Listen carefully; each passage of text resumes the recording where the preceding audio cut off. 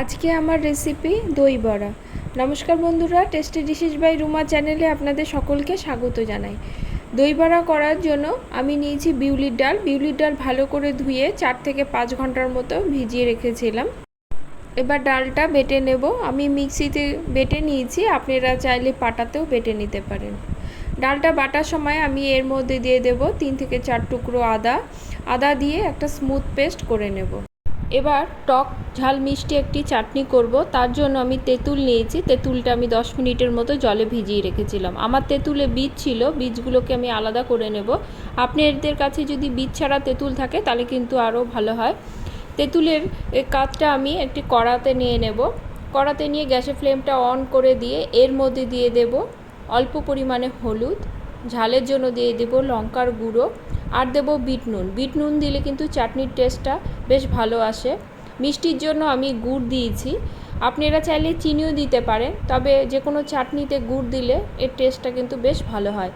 কিছুক্ষণ ফুটিয়ে নেব। ফুটিয়ে নিয়ে যখন বেশ ঘন হয়ে আসবে তখন আমি গ্যাসের ফ্লেমটা অফ করে ঠান্ডা করতে দেবো।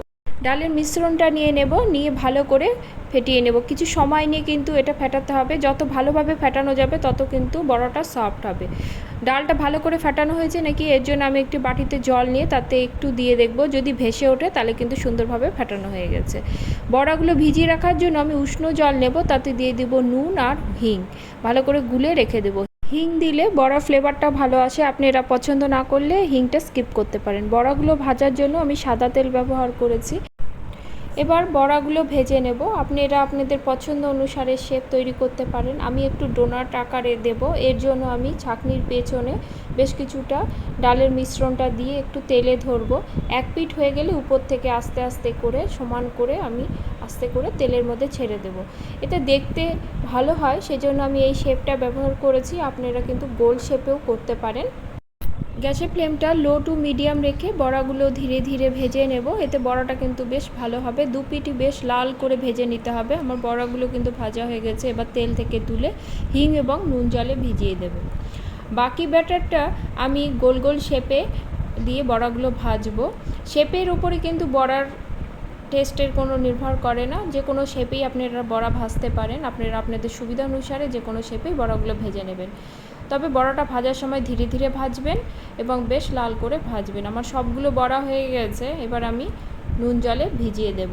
আধা ঘন্টার মতো ঢাকা দিয়ে রেখে দেব। এবার একটি বাটিতে আমি 200 গ্রামের মতো দই নেব। এর মধ্যে আমি দিয়ে দেব স্বাদ অনুসারে নুন আর দেব চিনি। নুন এবং চিনিটা দইয়ের সঙ্গে ভালো করে ফেটিয়ে নেব। প্রয়োজনে অল্প জলও দিতে পারে। এবার আমি দই বড়াগুলো তৈরি করে নেব।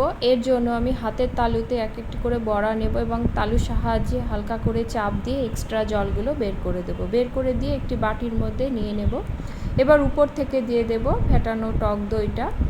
আপনারা দইটা যদি আপনাদের মাপ অনুসারে দেবেন। আমি দই বড়াতে একটু দইটা বেশি দিই, আমার দইটা একটু বেশ ভালোই লাগে। দইটা দিয়ে বড়াটা পুরোটা কভার করে দিয়ে আমি ওই বানিয়ে রাখা টক ঝাল মিষ্টি চাটনিটা দিয়ে দেব। উপর থেকে দিয়ে দেব অল্প ভাজা জিরে গুঁড়ো এবং লঙ্কা গুঁড়ো, এছাড়াও দিয়ে দেব বেশ কিছুটা ঝুরি ভাজা। দিয়ে কিন্তু এই দই বড়া রেডি। এবার পরিবেশনের পালা। আজকের আমার এই দই বড়ার রেসিপিটি আপনাদের যদি ভালো লেগে থাকে তা লাইক কমেন্ট করবেন এবং সাবস্ক্রাইব করে পাশে থাকবেন।